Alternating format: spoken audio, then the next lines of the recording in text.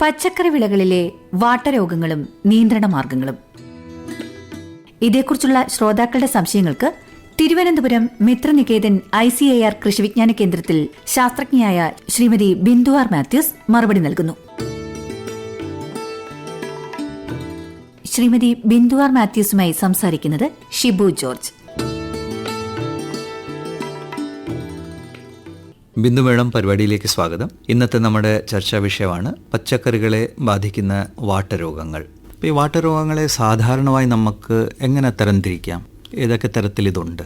വാട്ടരോഗം സാധാരണഗതിയിൽ പല രീതിയിലും കർഷകർ തെറ്റിദ്ധരിക്കപ്പെടുന്ന പല അവസ്ഥകളുണ്ട്. അതായത് വാട്ടരോഗം പല കാരണങ്ങൾ കൊണ്ടും ഉണ്ടാകാം. രോഗം എന്ന് മാത്രമല്ല, വാട്ടം, അതായത് പച്ചക്കറികളിൽ വാട്ടം പല കാരണങ്ങൾ കൊണ്ട് ഉണ്ടാകാനുള്ള സാധ്യതയുണ്ട്. പ്രത്യേകിച്ച് നമുക്കത് പല തരത്തിലാണ്. അതായത് ബാക്ടീരിയ മൂലമുള്ള വാട്ടം ഉണ്ടാകാം, കുമിൾ ആക്രമണം ഉണ്ടായിട്ടുള്ള വാട്ടമുണ്ടാകാം, അല്ലെങ്കിൽ നമ്മുടെ ജലദൗർലഭ്യം എങ്ങനെയാണെങ്കിൽ പോലും വാട്ടമുണ്ടാകാം. അപ്പം കർഷകർ ഇത് തെറ്റിദ്ധരിക്കപ്പെടാനുള്ള സാധ്യതയുണ്ട്. അപ്പോൾ കൃത്യമായിട്ട് ഇത് മനസ്സിലാക്കാനായിട്ട് ഒരു കഴിവ് കർഷകർക്ക് ഉണ്ടായിരിക്കണം. കാരണം എന്താണെന്ന് ചോദിച്ചാൽ, ചെടികൾ വാടി നിൽക്കുന്ന അവസ്ഥയിൽ നമ്മൾ ചില ദിവസങ്ങളിൽ ജലസേചനം കൊടുത്തില്ല. അപ്പോൾ പ്രത്യേകിച്ച് നമ്മളൊരു ജലസേചനം കൊടുക്കുമ്പോൾ ആ വാട്ടം അങ്ങ് മാറിയാൽ നമുക്കൊരു വേറെ ഒരു നിയന്ത്രണ മാർഗത്തിൻ്റെ ആവശ്യം വരുന്നില്ല. പക്ഷേ നമ്മൾ ഇത്തരത്തിൽ മനസ്സിലാക്കി കഴിഞ്ഞു കഴിഞ്ഞാൽ നമ്മൾ കൃത്യമായിട്ട്, അതായത് മണ്ണ് പരിശോധനാ അടിസ്ഥാനത്തിലോ അല്ലെങ്കിൽ മറ്റു രീതിയിലോ നമ്മൾ ശാസ്ത്രീയമായി കൃഷി ചെയ്ത് പോകുമ്പോൾ ഈ രോഗം വരുന്നതിനെ നമുക്ക് പെട്ടെന്ന് നിയന്ത്രിച്ച് നിർത്താനായിട്ട് സാധിക്കും. വരാതിരിക്കാനുള്ള സംരക്ഷണ മാർഗത്തിന് പുറമെ നിയന്ത്രിച്ച് നിർത്താനായിട്ട് സാധിക്കും. ഇത് മനസ്സിലായില്ലെങ്കിൽ എന്താ നിയന്ത്രണവും പാടായിരിക്കും. ഇത് കുമിളാണെങ്കിൽ നിയന്ത്രണ മാർഗം ഡിഫറെൻ്റ് ആയിരിക്കും. അതെ, അതായത് ബാക്ടീരിയ മൂലമുള്ള വാട്ടമാണെങ്കിൽ അതൊരു പച്ചില വാട്ടം എന്ന് തന്നെ പറയാം. അതായത് പച്ച ഇലകൾ വാടി നിൽക്കുന്ന ഒരവസ്ഥ. അതേസമയം കുമിൾ മൂലമുള്ള വാട്ടമാണെന്നുണ്ടെങ്കിൽ അത് പഴുത്ത ഇല വാട്ടമായിട്ട് തന്നെ നമുക്ക് കാണാം. അതായത് വളരെ പെട്ടെന്നായിരിക്കും ബാക്ടീരിയൽ വാട്ടം, വളരെ മന്ദഗതിയിലായിരിക്കും കുമിൾ രോഗങ്ങൾ ഉണ്ടാകുന്ന വാട്ടം. അത് നമുക്കൊരു കുമിൾ രോഗം എന്ന് പറഞ്ഞാൽ ഒരു ഏകദേശം 4-5 ദിവസം കഴിയുമ്പോഴായിരിക്കും അതിൻ്റെ അടിയിലകൾ പഴുത്ത് തൂങ്ങി വീഴുന്നത്. പക്ഷേ നമ്മുടെ ബാക്ടീരിയൽ വാട്ടമാണെങ്കിൽ 1-2 ദിവസം കൊണ്ട് തന്നെ പച്ചിലകൾ വാടി പോകുന്നതായിട്ട് കാണാനായിട്ട് സാധിക്കും. പ്രത്യേകിച്ചും നമ്മുടെ ഈ വഴുതനവർഗ ഇനങ്ങളിലാണ് ഇത് ഏറ്റവും കൂടുതൽ പ്രകടമായിട്ട് നമുക്ക് കാണാനായിട്ട് സാധിക്കുന്നത്. ഇതിലൊരു തെറ്റിദ്ധാരണ ജലസേചനം ഇല്ലാത്തതുകൊണ്ട് വാടിയെന്നും കർഷകർക്ക് വരാൻ സാധ്യത. അതെ, ഇത് അറിയാൻ പറ്റാത്ത കർഷകർക്ക് തെറ്റിദ്ധരിക്കപ്പെടും. കാരണം എന്താണെന്ന് ചോദിച്ചാൽ, പച്ചില ആയതുകൊണ്ട് ഇത് ജലമില്ലാത്തത് കൊണ്ടാണ് വാടിപ്പോയതെന്ന് തെറ്റിദ്ധരിക്കും. പക്ഷെ നമ്മൾ അതിനകത്ത് കർഷകർക്ക് മനസ്സിലാക്കാൻ ചെറിയൊരു ടെസ്റ്റ് വീട്ടിൽ തന്നെ നടത്താനായിട്ട് ഈ ചർച്ച നമ്മൾ തുടരാം. ഒരു ശ്രോതാവ് നമ്മോടൊപ്പം ചേരുന്നുണ്ട്. ഹലോ, ആരാണ് സംസാരിക്കുന്നത്? ഞാൻ കാശാണിന്ന് മണിയണ്ടനാണ്. ചോദിച്ചോളൂ സാർ, മാഡത്തിന്റെ അടുത്ത്. മാഡം പറഞ്ഞോളൂ. മാഡം, നമുക്ക് ഈ മുളകൊക്കെ നടുമ്പം ഈ കുരുട് പിടിച്ചു പോകണം മാഡം. നമ്മൾ വാട്ടരോഗത്തിന്റെ നിയന്ത്രണത്തിനോടൊപ്പം കുരുടിപ്പിന്റെയും കൂടെ നമ്മൾ നിയന്ത്രണം പറയാം. കാരണം നമ്മൾ ഇതിന്റെ കുരുടെന്ന് പറഞ്ഞാൽ പല കാരണങ്ങൾ കൊണ്ട് കുരുടിപ്പ് വരാൻ സാധ്യതയുണ്ട്. അതെന്ന് പറഞ്ഞാൽ വൈറസ് രോഗങ്ങൾ കൊണ്ടാണ് സാധാരണഗതിയിൽ കുരുടിപ്പ് ഉണ്ടാകുന്നത്. അതേപോലെ തന്നെ നമ്മുടെ സൂക്ഷ്മ മൂലകങ്ങളുടെ അഭാവം കൊണ്ടും ചിലപ്പോൾ കുരുടിപ്പിന് സാധ്യതയുണ്ട്. അപ്പം നമ്മൾ മുളകിന് ചെയ്യേണ്ട നമ്മളൊരു പാക്കേജായിട്ട് തന്നെ പറഞ്ഞു തരാം. അത് സാധാരണ നമ്മൾ മുളക് നടുമ്പോൾ തൊട്ട് മണ്ണിൽ നന്നായിട്ട് കുമ്മായം കൊടുക്കാനായിട്ട് പ്രത്യേകം ശ്രദ്ധിക്കുക. കുമ്മായ പ്രയോഗം മണ്ണിന് അനിവാര്യമാണ്. അത് നമുക്ക് സാധാരണ ശുപാർശ 2.5 മുതൽ 3 കിലോഗ്രാം 1 സെന്റ് സ്ഥലത്തേക്കെന്ന രീതിയിൽ കുമ്മായ പ്രയോഗം കൃഷി ചെയ്യുന്നതിന് ഒരു 2 ആഴ്ച മുൻപെങ്കിലും ചെയ്യാനായിട്ട് ശ്രദ്ധിക്കുക. അതിനോടൊപ്പം തന്നെ മണ്ണിൽ ഈർപ്പമുണ്ട് എന്ന് ഉറപ്പുവരുത്തണം. അതായത് മണ്ണിൽ ഈ കുമ്മായം ലയിക്കാനായിട്ടുള്ള സമയം കൊടുത്ത് വേണം നമ്മൾ കൃഷി മുൻപോട്ട് കൊണ്ടുപോകാനായിട്ട്. തുടർന്ന് നമ്മൾ നടുന്ന സമയത്ത് നിങ്ങൾക്ക് ഏറ്റവും നല്ല രീതിയിൽ ചെയ്യാൻ പറ്റുന്ന ഒരു നല്ല മിത്രകുമിൾ, ഒരു വേര് കുമിളെന്ന് തന്നെ പറയാം, മൈക്കോറൈസ എന്ന് പറഞ്ഞ് നമുക്ക് ലഭ്യമാകുന്നുണ്ട്. അത് നമ്മൾ കൃഷി വകുപ്പിന്റെ സ്ഥലങ്ങളിലോ ലെക്കോ ഷോപ്പുകളിലോ അല്ലെ മറ്റ് സ്ഥാപനങ്ങളിലോ ലഭ്യമാകുന്നുണ്ട്.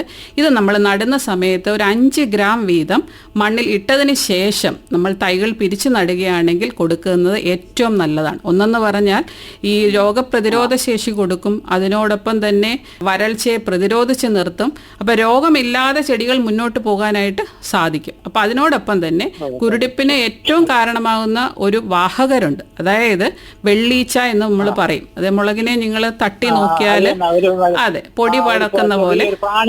അതെ.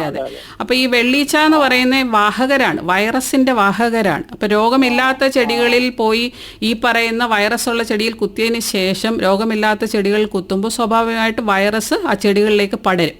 അപ്പൊ നമ്മൾ വെള്ളീച്ചയുടെ ഒരു നിയന്ത്രണമാണ് ഏറ്റവും അനിവാര്യമായിട്ടുള്ളത്. അതിന് നമ്മൾ കൃഷി ചെയ്യുമ്പോൾ തന്നെ അതെ എല്ലാ പച്ചക്കറികളിലും സ്വതവേ കാണുന്നുണ്ട്. പച്ചക്കറികളിലും വാഴയിലും തെങ്ങിലും ഒക്കെ തന്നെ നമുക്ക് വെള്ളീച്ച ഇപ്പൊ കാണാനായിട്ട് സാധിക്കുന്നുണ്ട്. അപ്പൊ അതിന് ഏറ്റവും നല്ലൊരു നിയന്ത്രണ മാർഗം നമ്മൾ ചെയ്യേണ്ടതെന്ന് പറഞ്ഞാൽ മഞ്ഞക്കെണി നിങ്ങൾ കൃഷി സ്ഥലങ്ങളിൽ സ്ഥാപിക്കുക. മഞ്ഞക്കെണി സ്ഥാപിക്കുമ്പോൾ പ്രത്യേകം ശ്രദ്ധിക്കേണ്ട ഒരു കാര്യം, ചെടികളുടെ ഇടഭാഗത്തല്ല വെക്കേണ്ടത്, അതിന്റെ മുകൾ ഭാഗത്ത്, അതായത് അതിന്റെ ഇലയുടെ ഉപരിതലത്തെ ഏറ്റവും പൊക്കത്തിലായിട്ട് തന്നെ മഞ്ഞക്കെണി വെക്കുമ്പോൾ മഞ്ഞ പ്രതലത്തിലേക്ക് ഈ പറയുന്ന പ്രാണികൾ ആകർഷിക്കപ്പെടും. അപ്പോൾ നമുക്ക് നിലവിൽ ഇപ്പം മഞ്ഞക്കെണികൾ റെഡിമെയ്ഡായിട്ട് തന്നെ നമുക്ക് ലഭ്യമാകുന്നുണ്ട്. ഇല്ല വീട്ടിൽ തന്നെ ഒരു മഞ്ഞ തകര ഷീറ്റോ വല്ലതും എടുത്തതിന് ശേഷം മഞ്ഞ പെയിന്റ് അടിച്ചിട്ട് അതിന്റെ മുകളിലായിട്ട് അല്ലെങ്കിൽ ഈ പറയുന്ന ഗ്രീസ് അല്ലെങ്കിൽ ആവണക്കെണ്ണ ഏതെങ്കിലും ഒന്ന് തൂത്ത് കൊടുത്താൽ നമുക്ക് മഞ്ഞക്കെണി വീട്ടിൽ തന്നെ തയ്യാറാക്കാനായിട്ട് സാധിക്കും. ഈ രീതിയിൽ മഞ്ഞക്കെണികൾ കൊടുക്കുക, വേപ്പിൻ പിണ്ണാക്ക് നമ്മുടെ കൃഷിസ്ഥലത്ത് ഉപയോഗിക്കുക, വേപ്പധിഷ്ഠിത കീടനാശിനികൾ തയ്യാറാക്കി കൊടുക്കാനായിട്ട് ശ്രദ്ധിക്കുക. ഇത് ഒരുപോലെ കൊണ്ടുപോവുകയാണെങ്കിൽ നമുക്ക് മുരടിപ്പ് മുളകിലെ തീർച്ചയായിട്ടും നിയന്ത്രിച്ച് നിർത്താനായിട്ട് സാധിക്കും. മാഡം, ഈ പയർ നടുമ്പോഴത്തേക്ക് നമ്മൾ കുമ്മായം ഇടുമോ മാഡം? തീർച്ചയായിട്ടും. പൊതുവേ നമ്മുടെ മണ്ണ് വളരെയധികം പുളിപ്പുള്ളതാണ്. അപ്പൊ തീർച്ചയായിട്ടും നമ്മൾ ഈ പറയുന്ന കുമ്മായ പ്രയോഗം എല്ലാ പച്ചക്കറികളിലും വാഴയാണെങ്കിലും എന്തിനാണെങ്കിലും അനിവാര്യമാണ്. 2 മുതൽ 2.5 കിലോഗ്രാമെങ്കിലും സെന്റിന് നമ്മൾ കൊടുക്കണം. രോഗാവസ്ഥ കൂടുതലുള്ള മണ്ണിലാണെങ്കിൽ കുറച്ചും കൂടെ അധികം കുമ്മായം കൊടുക്കേണ്ടി വരും.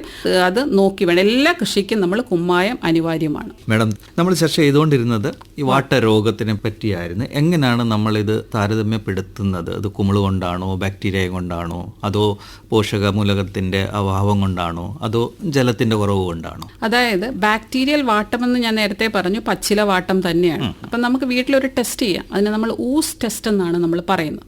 അപ്പം നമുക്ക് നമ്മുടെ വീട്ടിൽ ഉപയോഗിക്കുന്ന ശുദ്ധജലം തന്നെ എടുക്കുക. ഒരു കണ്ണാടി ഗ്ലാസ്സിൽ ശുദ്ധജലം എടുത്തതിന് ശേഷം വാടി നിൽക്കുന്ന ചെടിയുടെ ഒരു ഭാഗം, കഴിവതും ചുവടിനോട് ചേർന്നുള്ള ഭാഗം എടുക്കുകയാണ് നല്ലതാണ്. പക്ഷേ ചെളി എന്തെങ്കിലും പുരണ്ട് ഉണ്ടെങ്കിൽ അത് കഴുകി വൃത്തിയാക്കിയതിന് ശേഷം ആ മുറിഞ്ഞ തണ്ട് അല്ലെങ്കിൽ മുറിച്ച തണ്ട് ആ വെള്ളത്തിലേക്ക് ഇട്ട് കൊടുക്കുക.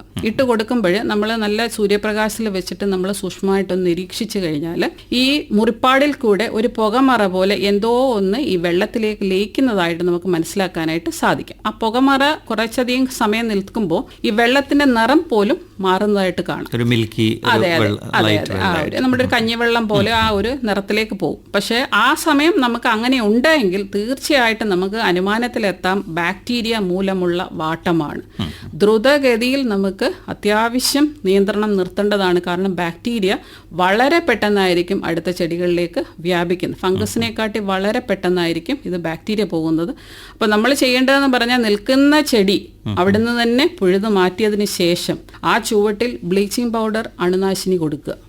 അപ്പൊ അത് കൃത്യമായിട്ടും ചെയ്യുക. തുടർന്ന് അങ്ങോട്ട് നമ്മുടെ ഓരോ കൃഷി, അതായത് ബാക്കിയുള്ള നിൽക്കുന്ന ചെടിക്ക് നമ്മുടെ തുരിശു ചേർന്ന് കുമിൾനാശിനികൾ ലഭ്യമാക്കാനായിട്ട് പ്രത്യേകം ശ്രദ്ധിക്കുക. ഈ പരിപാലനത്തിനെ കുറിച്ച് നമ്മൾ ചർച്ച ചെയ്യാം. ഒരു ശ്രോതാവ് നമ്മോടൊപ്പം ചേരുന്നുണ്ട്.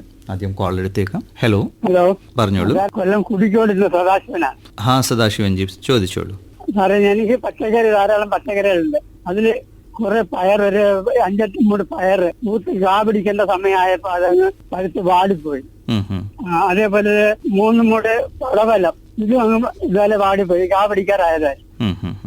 അതുപോലെ ഒരു കുമ്പളം പടർന്ന് പൂത്ത് കളഞ്ഞതായിരുന്നു. ആ സമയത്ത് അതും അങ്ങ് പാടി. എന്താണ് അതിങ്ങനെ എല്ലാത്തിനും ഇങ്ങനെ വാട്ടം വരുന്നത്?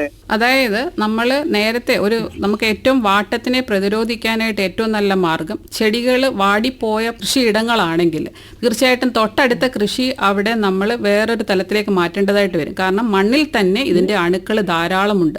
ഞാൻ നേരത്തെ പറഞ്ഞു വന്നത് ബാക്ടീരിയ മൂലമുള്ള വാട്ടമുണ്ട്, തുടർന്ന് ഫംഗസ് അല്ലെ കുമിൾ വാട്ടങ്ങളും ഉണ്ട്.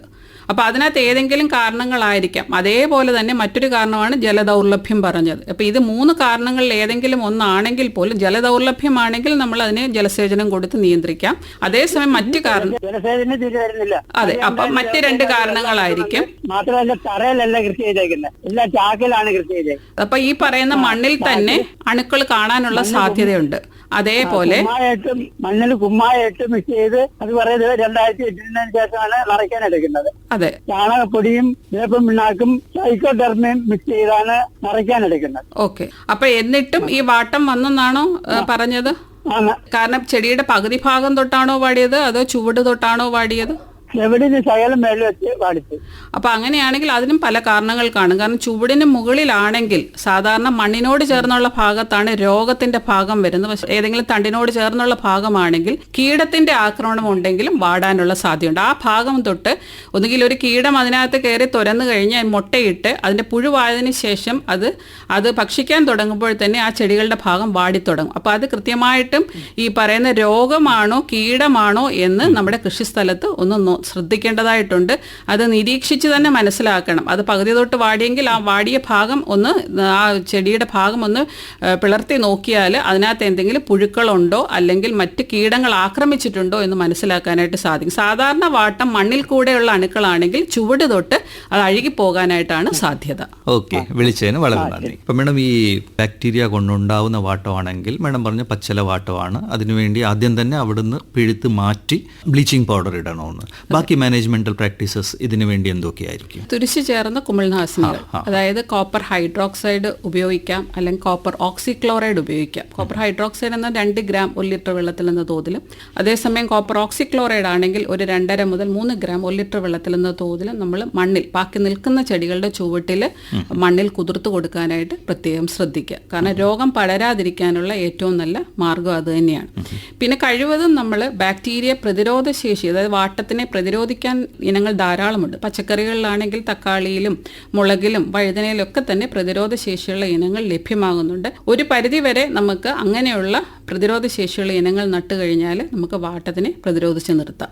പക്ഷെ തുടർച്ചയായിട്ട് വാട്ടം വരുന്ന സ്ഥലങ്ങളാണെങ്കിൽ തീർച്ചയായിട്ടും നമ്മൾ കൃഷി വേറെ ഒന്ന് മാറ്റി ചെയ്യേണ്ടതായിട്ട് വരും. അപ്പൊ ആ മണ്ണിൽ ആ ബാക്ടീരിയയുടെ സാന്നിധ്യം കാണും. ഏകദേശം 5 വർഷത്തോളം തന്നെ ഈ മണ്ണിൽ ഇതിന്റെ അണുക്കൾ കാണാനുള്ള സാധ്യതയുണ്ടെന്നാണ് പഠനങ്ങൾ തെളിയിക്കുന്നത്. അപ്പൊ അതുകൊണ്ട് നമ്മൾ ചെയ്യേണ്ടതെന്ന് പറഞ്ഞാൽ ഒരു വിള പരിക്രമണം, അതായത് ക്രോപ്പ് റൊട്ടേഷൻ നമ്മൾ പറയും, അത് കൃത്യമായിട്ട് നടപ്പിലാക്കാനായിട്ട് ശ്രദ്ധിക്കുക. കാരണം ഇത് മണ്ണിലുള്ള ഈ അണുക്കളെ അതിനെ തീർച്ചയായിട്ടും പൂർണ്ണമായിട്ടും ഒന്നുണ്ടോ എന്ന് മനസ്സിലാക്കാനുള്ള സാധ്യത വളരെ കുറവാണ്, വ്യാപകമായിട്ട് കൃഷി ചെയ്യുന്നവർ പ്രത്യേകിച്ചും. അപ്പം അതുകൊണ്ട് അത്തരത്തിൽ നമ്മൾ ഒരു ക്രോപ്പ് റൊട്ടേഷനും കൂടെ അല്ലെങ്കിൽ വിള പരിക്രമണവും കൂടെ സാധ്യമാക്കണം, ചെയ്യണം. മേഡം ഒരു കോളറും കൂടെ ചേരുന്നുണ്ട്. ഹലോ. ഹലോ, നമസ്കാരം. ഹലോ, നമസ്കാരം സാറേ. ഞാൻ കായംകുളത്തുനിന്ന് ലതയെന്ന് എന്റെ പേര്. ലത മേഡം, ചോദിച്ചോളൂ. സാറേ, നമുക്ക് ഇവിടെ എല്ലുപൊടി, വേപ്പൻ പിണ്ണാക്ക്, ചാണകപ്പൊടി ഇതെല്ലാം കൂടെ നിറച്ച് ഈ കവറില്ല നിറച്ച് തക്കാളിത്തൈ നട്ടിരുന്നേ. അത് നല്ലതുപോലെ ശക്തിയായിട്ട് നല്ലതായിട്ട് നല്ല കരുത്തി വളർന്ന് ഒരു കൊലയിൽ തന്നെ ഒരു 8 പൂവൊക്കെ വന്നായിരുന്നു. പക്ഷെ ഇത്രയും വളർന്ന് വലുതായി ഈ പൂവെല്ലാം വന്നെങ്കിലും ഒരെണ്ണം പോലും കായായില്ല. അത് അവിടെ നിന്നങ്ങ് ഉണങ്ങി അങ്ങ് പോയത്.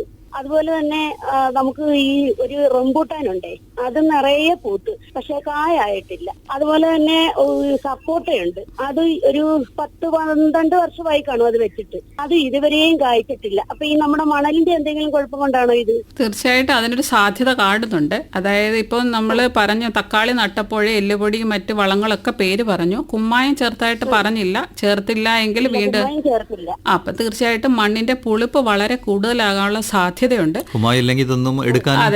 അതെ, കൊടുക്കുന്ന വളം ബാക്കി നമ്മൾ എന്ത് കൊടുത്താലും അത് കൃത്യതയോടെ ചെടികൾക്ക് വലിച്ചെടുക്കാനായിട്ട് പറ്റില്ല. വലിച്ചെടുക്കാത്രത്തോളം കാലം രോഗവും കീടവും. പക്ഷെ ഇത് ഇല നല്ല കരുത്തി വന്നല്ലോ, അപ്പൊ ഇത് വളം പിടിച്ചിട്ടാണല്ലേ? ഇല്ല, അതിന്റെ ശാസ്ത്രീയ വശം എന്ന് പറഞ്ഞാൽ കായിക വളർച്ച കഴിയുമ്പോൾ ഉൽപാദന ഘട്ടത്തിലേക്ക് ചെടികൾ മാറുന്ന ഒരു സ്റ്റേജാണ്. അപ്പൊ ആ ഒരു സമയം വരെ അത് എങ്ങനെയെങ്കിലും പിടിച്ചു നിൽക്കും. പക്ഷെ ഉൽപാദന ഘട്ടത്തിലേക്ക് വേണ്ടുന്ന മൂലകങ്ങൾ അതിന് കിട്ടാനുള്ള സാധ്യത കുറവാണ്. അപ്പൊ നമ്മൾ അമ്ലത്വം കുറച്ചെങ്കിൽ മാത്രമേ നമ്മൾ കൊടുക്കുന്ന മൂലകങ്ങൾ, അതിപ്പോ ഈ പറയുന്ന പ്രധാന മൂലകങ്ങളാകാം, അതായത് നമ്മുടെ യൂറിയ, ഫാക്ടം, ഫോസ്, പൊട്ടാഷ്, അതായത് നൈട്രജൻ, ഫോസ്ഫറസ്, പൊട്ടാഷ് 3 മൂലകങ്ങൾ കൊടുക്കുമ്പോൾ അങ്ങനെയുള്ള വളങ്ങളിലൊരു കിട്ടും. പക്ഷെ ബാക്കിയുള്ള മൂലകങ്ങൾ, ഉപമൂലകങ്ങളുണ്ട്, സൂക്ഷ്മ മൂലകങ്ങളുണ്ട്, ഇതൊക്കെ തന്നെ വളരെ ചെറിയ തോതിലാണ് ചെടികൾക്ക് ആവശ്യം. അത് ഓരോ വളർച്ചാ ഘട്ടത്തിൽ, അതായത് പൂവിടാനായിട്ടായാലും കായ്ഫലത്തിലേക്ക് പോകാനൊക്കെ ആണെങ്കിൽ അത് വേണ്ടി വരും. അപ്പൊ അത് അവിടെ ലഭ്യമാകുന്നില്ല എന്ന് തന്നെ വേണം മനസ്സിലാക്കാൻ. ഇപ്പം പൂവിട്ടു, അതെ, അത് തന്നെയാണ് ഞാൻ പറഞ്ഞു വരുന്നത്. അതുകൊണ്ട് ഈ സൂക്ഷ്മ മൂലകങ്ങൾ നമുക്ക് ലഭ്യമാകുന്നുണ്ട്. ഇപ്പൊ കൃഷി സ്ഥലങ്ങളിൽ നമുക്ക്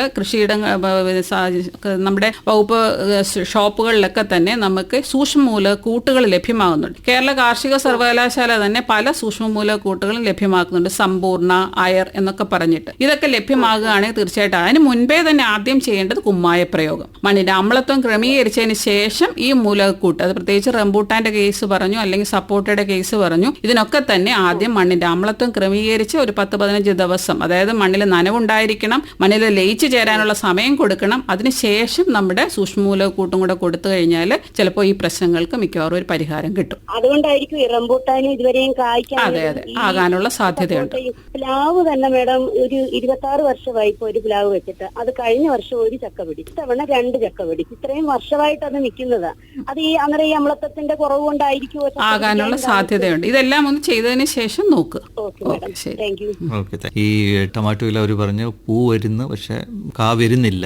ചിലപ്പം പോട്ടിൽ വല്ലതും നട്ടതാണെങ്കിൽ പോളിനേഷൻ ആവാതിരുന്നാലും ഇങ്ങനെ സാധ്യതയുണ്ട് സാർ. എന്നാലും പക്ഷെ ഇപ്പോൾ നമ്മൾ പ്രധാനമായിട്ടും കണ്ടുവരുന്നത് അത്യാവശ്യം നല്ല രീതിയിലുള്ള ഹൈബ്രിഡ് ഇനം തൈകളൊക്കെ തന്നെയാണ് വിപണിയിലുള്ളത്. അപ്പൊ ഈ പറയുന്നോണം അതിനുള്ള ഒരു പ്രാധാന്യത്തെ പുറമെ ഈ പറഞ്ഞ മൂലകങ്ങളുടെ അഭാവം വളരെയധികം പ്രശ്നങ്ങൾ ഉണ്ടാക്കുന്നുണ്ട്. പ്രത്യേകിച്ച് ഈ വാട്ടരോഗങ്ങൾ വരിക എന്ന് പറഞ്ഞാൽ കുമ്മായ പ്രയോഗമാണ് അതിന്റെ ഏറ്റവും വലിയ നിയന്ത്രണം. അത് ചെയ്യുക. അതിനോടൊപ്പം നമ്മൾ ചെയ്യാൻ പറ്റുന്നതെന്ന് പറഞ്ഞാൽ സാധാരണ ഒരു ശുപാർശ നമുക്ക് കൊടുക്കാൻ പറ്റുന്ന 2.5 കിലോഗ്രാം കുമ്മായം കൊടുത്ത് നമ്മളൊരു പ്രൊസീജിയറായിട്ട് മുന്നോട്ട് പോവുക. നമ്മുടെ ട്രൈക്കോഡർമ എന്ന് പറയുന്ന മിത്രകുമിൾ സമ്പുഷ്ടീകരിച്ചു കൊടുക്കുക. അതിന് നമുക്ക് വേണ്ടുന്ന വേപ്പിൻ പിണ്ണാക്കും ചാണകപ്പൊടിയുമാണ്. അതിനൊരു അനുപാതമുണ്ട്. 9 ഭാഗം ചാണകപ്പൊടി എടുത്താൽ 1 ഭാഗം വേപ്പിൻ പിണ്ണാക്ക്. അതായത് ഇപ്പൊ 100 കിലോ മിശ്രിതം ഉണ്ടാക്കാനാണെങ്കിൽ 90 കിലോ ഉണക്കിപ്പൊടിച്ച ചാണകവും 10 കിലോ വേപ്പിൻ പിണ്ണാക്കും, അതിനോടൊപ്പം തന്നെ 1 മുതൽ 2 കിലോഗ്രാം ട്രൈക്കോഡർമ, നമുക്ക് ടാൽക്കിൽ പൗഡർ ഉണ്ട്.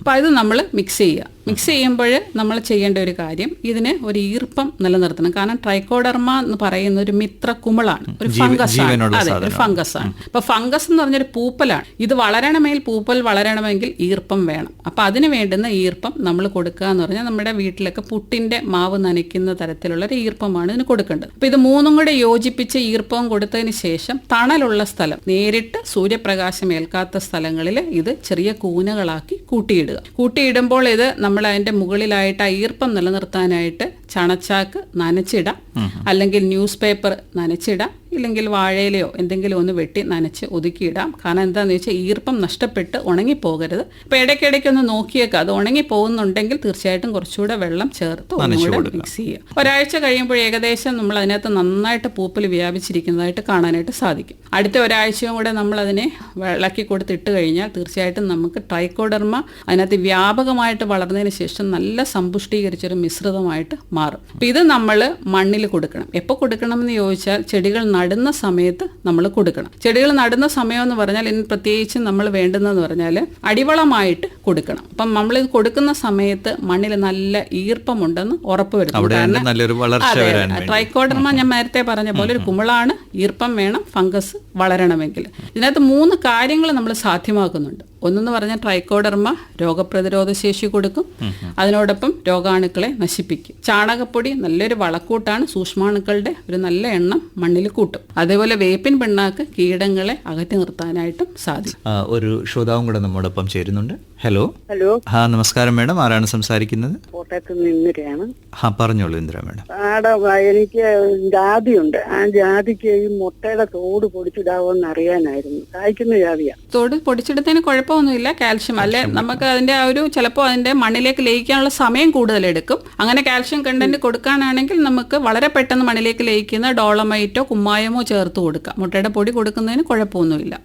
ഈ ചെടികൾക്കും അതേപോലെ മറ്റേ പച്ചക്കറിക്കൊക്കെ ഇട്ടുണ്ടെങ്കിൽ ഒരുപാട് കായ ഉണ്ടാകാറുണ്ട്. ഇപ്പൊ ഇതിന്റെ കാര്യം അറിയാൻ മേല. അതുപോലെ തന്നെ ബഡ് പ്ലാവിനും മാവിനും ഒക്കെ കൊടുക്കാൻ പറ്റുമോ? മുട്ടത്തോട് എത്ര തോതിൽ കൊടുക്കും?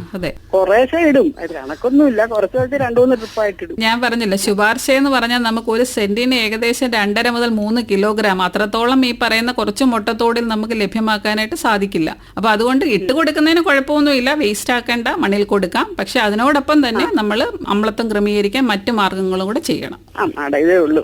Thank you madam. ഇതേമാതിരി നമ്മൾ ചാണകം നല്ലപോലെ സമ്പുഷ്ടീകരിച്ച് മണ്ണിൽ കൊടുത്താൽ ഈ മിക്ക കുമിള് രോഗങ്ങളൊക്കെ നമുക്ക് മാറ്റി നിർത്താൻ സാധിക്കും. ഇപ്പൊ നമ്മൾ ഈ വാട്ടരോഗത്തെ പറ്റി സംസാരിക്കുമ്പം ബാക്ടീരിയയും കൊണ്ടുണ്ടാവുന്നുണ്ട്, പിന്നെ ഈ കുമിള് കൊണ്ടുണ്ടാവുന്ന വാട്ടരോഗം അതെ, കുമിൾ കൊണ്ടുണ്ടാകുന്ന വാട്ടരോഗം വളരെ വ്യാപകമാണ്. അത് ഞാൻ നേരത്തെ പറഞ്ഞാൽ നമ്മുടെ ഇലകൾ മഞ്ഞളിച്ച് പോകുന്ന ഒരു അവസ്ഥയിലേക്ക് നമുക്ക് കാണാനായിട്ട് സാധിക്കും. പ്രത്യേകിച്ചും നമ്മുടെ അതിന്റെ സാധാരണ ഉദാഹരണത്തിന് പയറിലാണെങ്കിൽ ഈ വാട്ടരോഗം കാണുമ്പോൾ നമുക്ക് ആ ചുവട് ഒരു വീക്കം കൂടെ ശ്രദ്ധിക്കും. അതായത് ആ മണ്ണിനോട് ചേർന്നുള്ള ഭാഗത്ത്, വേരിന്റെ ഭാഗത്ത് ഒന്ന് വീർത്ത് വരുന്നതായിട്ട് കാണും.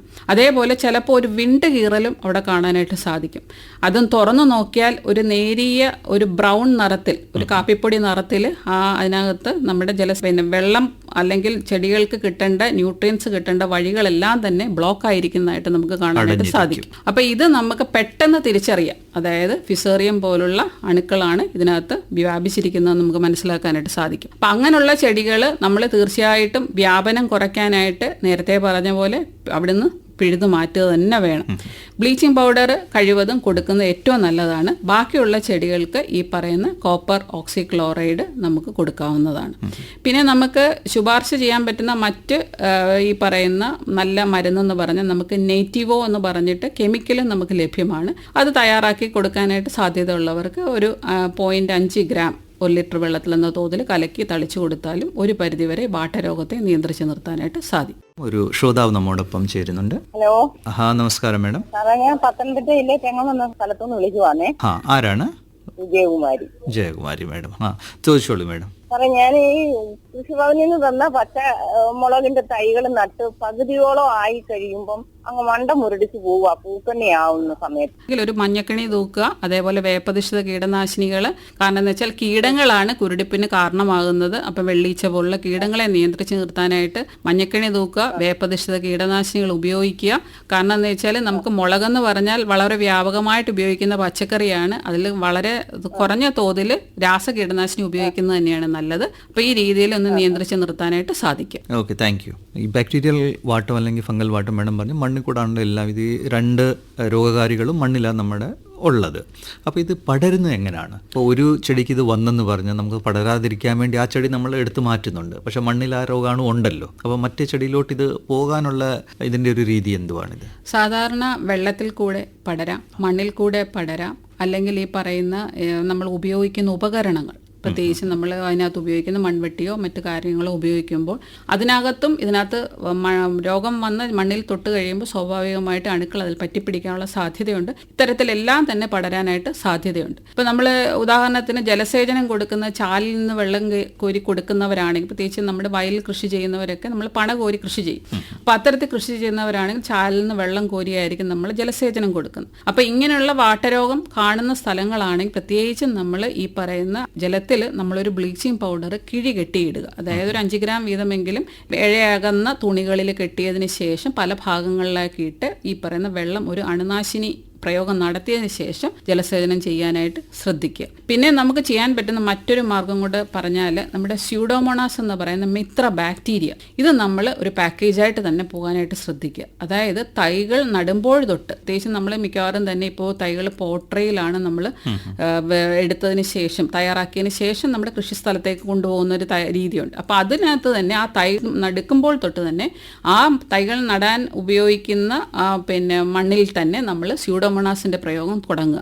വിത്ത് പരിചരണം തൊട്ട് മുന്നോട്ട് പോകണം. അതായത് വിത്ത് പരിചരണം എന്ന് പറഞ്ഞാൽ നമുക്ക് സ്യൂഡോമോണാസിന്റെ ഒരു കുഴമ്പ് രൂപത്തിലുള്ള തയ്യാറാക്കിയതിന് ശേഷം വിത്ത് നമ്മളൊന്ന് പരിചരിച്ചതിന് ശേഷം 1/2 മണിക്കൂർ 1 മണിക്കൂർ നമ്മൾ അതിനകത്ത് വെച്ചതിന് ശേഷം. മേഡം, ഒരു ശ്രോതാവ് ചേരുന്നുണ്ട്. ഇത് കഴിഞ്ഞ് നമ്മൾ ചർച്ച മുന്നോട്ട് കൊണ്ടുപോകാം. ഹലോ. നമസ്കാരം. ഞാൻ വാങ്ങുന്ന സിദ്ധിയാണേ. ചോദിച്ചോളൂ. എനിക്ക് 5-6 റംബുട്ടാനുണ്ടേ. അതെ, അത് നല്ലതായിട്ട് കായ പിടിക്കും. പക്ഷെ കായെല്ലാം പൊഴിഞ്ഞു പോവാ. അതിനെന്താ ചെയ്യണം? സാധാരണ റംബൂട്ടാനിൽ കാണുന്ന ഒരു പ്രവണത തന്നെയാണ്. അതായത് നമ്മൾ പൂക്കുന്നതോ അല്ലെങ്കിൽ കായ്ക്കാൻ തുടങ്ങിയിട്ടുള്ള കായ്കളോ എല്ലാം തന്നെ നമുക്ക് മൂപ്പത്തി കിട്ടണമെന്നില്ല. കാരണം എന്ന് വെച്ചാൽ അതിനകത്ത് പ്രവണതയുണ്ട്. ഒരുപാട് കായ്കൾ കൊഴിഞ്ഞു പോകാനുള്ള സാധ്യത അതിനകത്തുണ്ട്. അതൊരു ഫിസിയോളജിക്കൽ ഡിസോർഡർ തന്നെയാണ്. പക്ഷേ നമ്മൾ ചെയ്യാൻ പറ്റുന്നതെന്ന് പറഞ്ഞാൽ ഈ വർഷം നമുക്ക് അങ്ങനെ പറ്റിയെങ്കിൽ അടുത്ത വർഷത്തേക്ക് നമ്മളൊരു മുൻകരുതലായിട്ട് മണ്ണിൽ ഈ പറയുന്ന കുമ്മായ പ്രയോഗത്തിനോടൊപ്പം ഒരു നമ്മുടെ സൂക്ഷ്മ മൂലകൂട്ടും കൂടെ കൊടുക്കാനായിട്ട് ശ്രദ്ധിക്കുക. അപ്പൊ അടുത്ത വർഷത്തെ നമ്മുടെ കായ്ഫലത്തിൽ ആവശ്യമായിട്ടുള്ള ഈ പറയുന്ന സൂക്ഷ്മ മൂലകങ്ങൾ ചെടികൾക്ക് ലഭ്യമാകുമ്പോൾ ഈ പറയുന്ന കായകളുടെ കൊഴിച്ചിൽ നമുക്ക് ഒരു പരിധിവരെ നിയന്ത്രിച്ച് നിർത്താനായിട്ട് സാധിക്കും. ഒരു 1/2 കിലോ തൊട്ട് 1 വലിപ്പം അനുസരിച്ച് 1/2 കിലോ തൊട്ട് 1 കിലോഗ്രാം വരെ ഇടാം. അതൊരു 1-2 ശേഷം നമുക്ക് സൂക്ഷ്മ മൂലകൂട്ട് ഇപ്പം ലഭ്യമാകുന്നുണ്ട്. അതായത് കടകളിൽ ചെന്ന് കഴിഞ്ഞാൽ നമ്മുടെ പ്രൈവറ്റ് സ്ഥാപനങ്ങളുടെ ഉണ്ട്. അതേപോലെ കേരള കാർഷിക സർവകലാശാലയുടെ സമ്പൂർണ്ണ അയർ എന്നൊക്കെ പറഞ്ഞ് സൂക്ഷ്മമൂലകൂട്ട് ലഭ്യമാകുന്നുണ്ട്. അത് വാങ്ങിച്ചുപയോഗിക്കാം. ഓക്കെ, വിളിച്ചതിന് വളരെ നന്ദി. മാഡം, ഈ വാട്ടരോഗങ്ങൾ വിത്തിൽ കൂടെയും പടരുമോ? അതെ. അതായത് നമ്മൾ രോഗം ബാധിച്ച ചെടികളിൽ നിന്ന് വിത്ത് ശേഖരിക്കുകയാണെങ്കിലും അതിനൊരു സാധ്യത വളരെ കൂടുതലാണ്. അപ്പം നമ്മൾ അത്തരത്തിലുള്ള വിത്തുകൾ ശേഖരിക്കാതെ, ചെടികൾ അങ്ങനെയാണെങ്കിൽ അതിൽ നിന്ന് വിത്ത് ശേഖരിക്കാതിരിക്കാനായിട്ട് പ്രത്യേകം കർഷകർ ശ്രദ്ധിക്കുക. അതേപോലെ നമ്മൾ വിത്ത് പരിചരണത്തിന്, അതായത് ഞാൻ നേരത്തെ പറഞ്ഞ സ്യൂഡോമോണാസ് നമ്മൾ കൊടുക്കുമ്പോൾ, വിത്ത് പരിചരണം അങ്ങനെ അത്തരത്തിൽ കൊടുക്കുമ്പോൾ വിത്തിൻ്റെ മുകളിൽ ഒരു സ്യൂഡോമോണാസിൻ്റെ ഒരു ആവരണം ഉണ്ടാകും. അപ്പം സ്വാഭാവികമായിട്ടും നമ്മുടെ മണ്ണിൽ കൊണ്ട് നടുമ്പോൾ അത്തരത്തിലുള്ള ഈ പറയുന്ന അണുക്കളെ പ്രതിരോധിച്ച് നിർത്താനുള്ള കഴിവും അതിനോടൊപ്പം ചെടികൾക്ക് വളർച്ചയ്ക്ക് ആവശ്യമായിട്ടുള്ള ധാതുക്കളും ഹോർമോണുകളൊക്കെ ലഭ്യമാകുകയും ചെയ്യും. തുടർന്ന് നമ്മൾ ഈ തൈകൾ പിരിച്ചു നടുമ്പോൾ പ്രത്യേകം നമുക്ക് ചെയ്യാൻ പറ്റുന്നത്, ഇതിൻ്റെ തൈകളിൽ നമ്മൾ ഈ സ്യൂഡോമോണാസിൻ്റെ ഒരു പരിചരണം കൊടുക്കാം. അതിൻ്റെ വേര് പടലത്തിൽ വേണം നമ്മളത് കൊടുക്കാനായിട്ട്. കാരണം ഇത് വേര് പടലത്തിലാണ് സ്യൂഡോമോണാസിൻ്റെ പ്രവർത്തനക്ഷമത വളരെ കൂടുതലുള്ളത്. അപ്പോൾ അത്തരത്തിൽ നമ്മൾ കൊടുക്കുമ്പോൾ ഏകദേശം നമ്മൾ ലായനി ഉണ്ടാക്കി ഈ വേരുകൾ അതിൽ മുക്കി വെച്ചതിന് ശേഷം നടുമ്പോൾ നടുന്ന മണ്ണിൽ എന്തെങ്കിലും തരത്തിലുള്ള അണുക്കളുണ്ടെങ്കിൽ അതിനെ പ്രതിരോധിച്ച് നിർത്താനുള്ള കഴിവ് സ്യൂഡോമോണാസ് മാത്രമല്ല മറ്റു രോഗങ്ങളാണെങ്കിലും നമുക്ക് നിയന്ത്രിച്ച് നിർത്താനായിട്ട് സാധിക്കും. തുടർന്ന് നമ്മളൊരു 10-15 ദിവസം ഇടവേളകളിൽ ഈ മണ്ണിലേക്ക് ഒരു 20 ഗ്രാം സ്യൂഡോമോണാസ് 1 ലിറ്റർ വെള്ളത്തിലെന്ന തോതിൽ കലക്കി മണ്ണിൽ ഒഴിച്ചു കൊടുക്കാം. അതേപോലെ ഇലകളിൽ തളിച്ചു കൊടുത്ത് ഓരോ 10-15 ദിവസം ഇടവേളകൾ കൊടുത്തു നിർത്തുകയാണെങ്കിൽ ഈ രോഗത്തിനൊരു പ്രതിരോധ ശേഷി കിട്ടും. ഒരു കോളറും കൂടെ നമ്മോടൊപ്പം ചേരുന്നുണ്ട്. ഹലോ, ഉദയകുമാർ, ആലപ്പുഴ കൃഷ്ണപുരത്താണ്. പറഞ്ഞോളൂ ഉദയകുമാർജി. സാറേ, ഞാൻ ചോദിച്ചത് മഞ്ഞളിപ്പ് രോഗം ഉണ്ടല്ലോ, അപ്പൊ അത് മാറാൻ എന്ത് ചെയ്യണം? പിന്നെ ഈ വെള്ളച്ച പിടിക്കാൻ എന്ത് ചെയ്യണം? ഈ തെങ്ങാലം പച്ചക്കറിയാണ് നമ്മൾ ടോപ്പിക്. എന്നിരുന്നാലും തെങ്ങിന്റെ മഞ്ഞളിപ്പിന് പല കാരണങ്ങളുണ്ട്. അതായത് നമ്മൾ ഈ പറയുന്ന വളപ്രയോഗം കൃത്യമായിട്ടില്ലെങ്കിൽ മഞ്ഞളിപ്പ് വരും. അതേപോലെ നല്ല അവിടെ മണ്ണിൽ നല്ല ജലസേചനം കൊടുത്തില്ല എങ്കിൽ മഞ്ഞളിപ്പ് വരും. അതുമല്ല എങ്കിൽ നല്ല മൂലകങ്ങളുടെ അഭാവം കൊണ്ട് മഞ്ഞളിപ്പ് വരും. ഇല്ല രോഗാവസ്ഥയിലുണ്ടെങ്കിൽ മഞ്ഞളിപ്പ് വരും. പല കാരണങ്ങൾ കൊണ്ട് വരും. അപ്പം നമ്മൾ കൃത്യമായിട്ടും ഓരോ വർഷവും തെങ്ങിന് കൊടുക്കേണ്ട വളം ഓരോ വർഷവും തടം തുറന്ന് തന്നെ നമ്മൾ കൊടുക്കേണ്ട വളം രാസവളമാണെങ്കിൽ രാസവളം, ജൈവവളമാണ് ലഭ്യമെങ്കിൽ ജൈവവളം കൊടുക്കാം. പക്ഷേ ഒരു വർഷം നമ്മൾ 2 പ്രാവശ്യമായിട്ടെങ്കിലും ഒരു ഇടവപ്പാതിയും തുലാവർഷവുമായിട്ട് 2 ഭാഗമായിട്ട് നമ്മൾ ഏകദേശം 1/2 കിലോ തൊട്ട് 1 കിലോഗ്രാം വരെയെങ്കിലും വളം കൊടുക്കുക. അതിനോടൊപ്പം തന്നെ മഗ്നീഷ്യം സൾഫേറ്റ്, കൂട്ടുവളങ്ങളൊക്കെ നമുക്ക് കടകളിൽ തെങ്ങിന് വേണ്ടുന്ന കൂട്ടുവളങ്ങൾ ലഭ്യമാകുന്നുണ്ട്. അത് കൊടുക്കുക. മഗ്നീഷ്യം സൾഫേറ്റ് കൊടുക്കുക.